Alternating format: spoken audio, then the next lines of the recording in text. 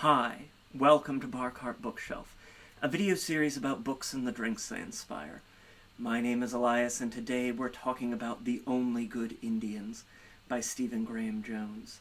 It's the final Tuesday of October, and that means our spooky season programming is coming to an end. We read horror all year round here on Bar Cart Bookshelf, but there's something so special about taking that month of October and just really digging into the chills and thrills of the genre. I've had a great time with the books that we've talked about in the previous couple of weeks. Summer in the House of the Departed, The Works of Vermin, A Blood as Bright as the Moon, and now I'm really excited to talk about one of the most popular horror novels of the last half-decade from one of our preeminent horror masters, Stephen Graham Jones. It's a book that's been on my shelf for ages and on my nightstand for almost as long as it was on the shelf, just there waiting for the right moment.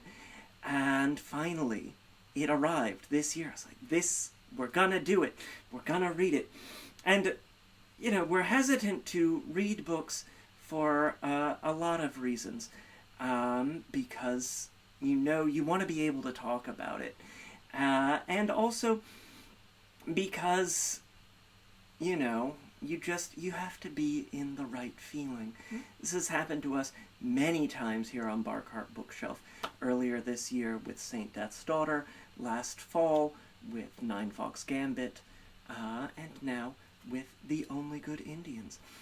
It's a book that follows a group of friends who, in their sort of young adulthood, engaged in an act of unlawful hunting back on the reservation where they and their families live, and then they sort of go out into the world and go on to live in their regular lives, and find themselves, as the anniversary of this event arrives, with the consequences of that hunting coming back to them. So it's an exploration of what it means to have an act that has sort of stained your soul and your sense of self and your relationship with the world, and how to grapple with that, especially when it's something that's sort of larger than you can atone for. And this is like the real horror, is that feeling of powerlessness. I mean, that's when horror can really kick into such a delicious high gear, is when we're faced with these conundrums and these forces that are beyond ourselves, that we've brought upon ourselves, or that have just sort of come into our lives, that we can't withstand. And we just have to do the best we can to survive, or find ourselves lost in that vengeance, that undeniable fury of nature. It's, very pensive at the start, building and establishing the context and thinking about what can emerge from that feeling of guilt. And then we hit this switch, and everything is high octane, high gear. I think I read the last 2/3 in an afternoon, because then at that point I'm flying, I'm there. And I thought for a couple of days that maybe this wouldn't be a drink, because it was wonderful, but a lot of the flavors in the book are, elk blood and gasoline and snow slush ice. And that's not always the building blocks of delicious cocktails. I thought some more, and I thought, there's an ingredient on my bar cart that a lot of people say all the time, oh my god, this tastes like gasoline. And that's Jeppson's Malort. I know there have been a number of people who have been asking for a long time for a Jeppson's Malort cocktail, and you guys, here's one at last. There may be more in the future, but you sure got one now.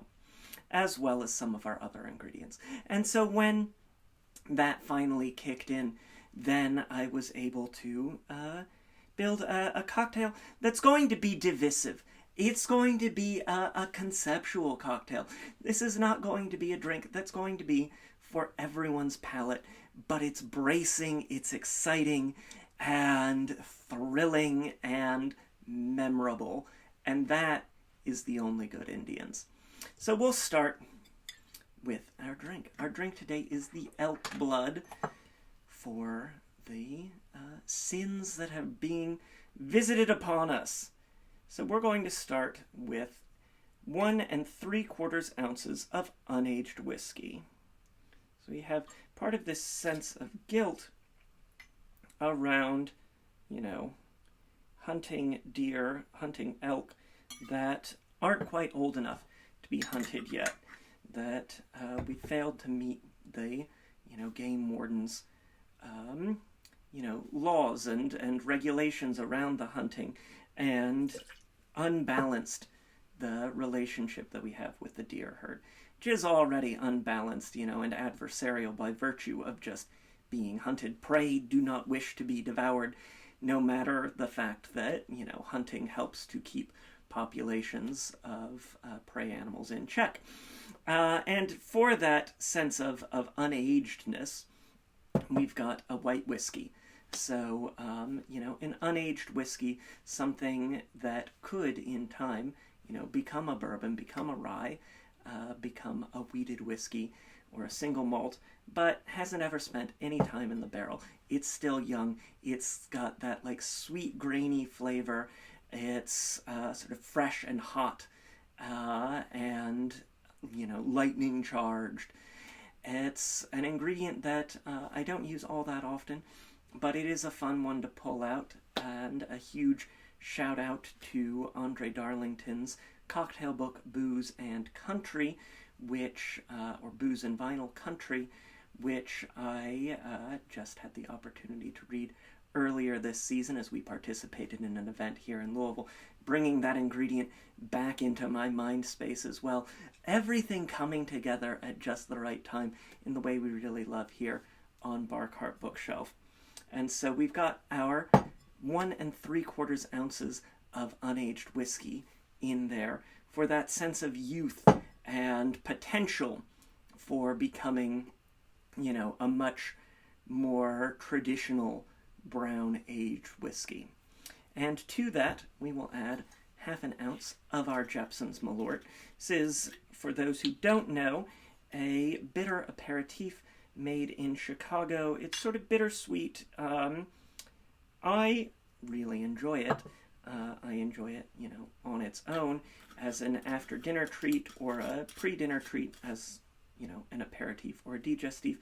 Others find it more divisive, and as I've said, frequently compare it to gasoline. We've got these cars, these old beaters driving through the countryside, or, still in the process of repair, or motorcycles that are, being modded. All this tinkering with machines and this sort of intersection of human usage and the wild of the natural world. So we'll get our 1/2 ounce of Malort in there. And then, because it is the elk blood, I'm going to get 3/4 ounce of grenadine.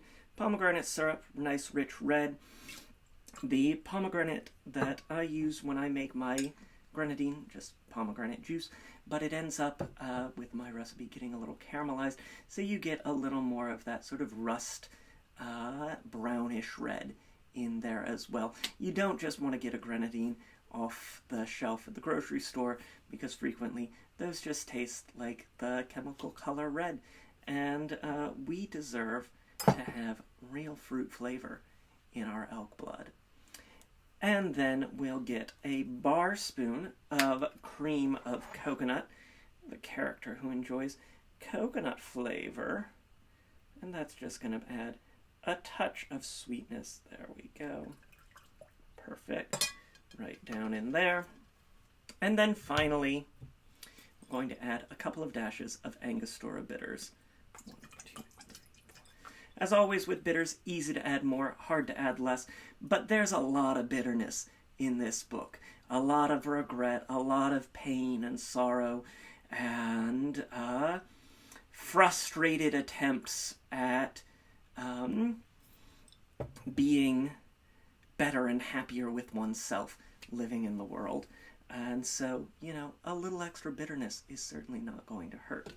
To that, we will add a scoop of shaved ice, like our snow, and we'll just give this a stir for a while, just to sort of dilute that down, get that blended nice rich red, and we'll get some fresh shaved ice down into our glass. And we really do want shaved ice, not crushed ice, as fine and powdery as you can make it. If you go out and get snow, then you will be making this drink right. And you'll tamp it down just a little bit, because when we add our liquid there, it's going to, melt some of our crushed ice. We'll strain that into our glass with the prepared shaved ice. Just nice down, dripping through. Perfect. Slushy, freezy, frozy. And you'll have to take some time with this as it forms. Perfect. Sinking down, making a nice, memorable cocktail. Perfect. And if you want to top that with another scoop of crushed ice, then you can do that as well. Be aware, thermal shock can happen when you have glass. So, safety first, always. That's disappointing. But there you have it. Here I am, facing consequences for some unknown sin that I may have committed. This is the Elk Blood, inspired by The Only Good Indians by Stephen Graham Jones.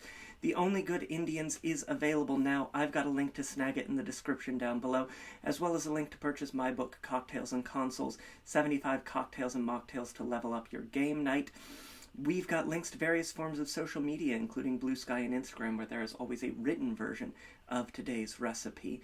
Try the drink. Let me know what you think in the comments down below. Hit that like button. It makes me so happy when you do. Subscribe if you haven't already so you never miss an episode. And until next time, cheers.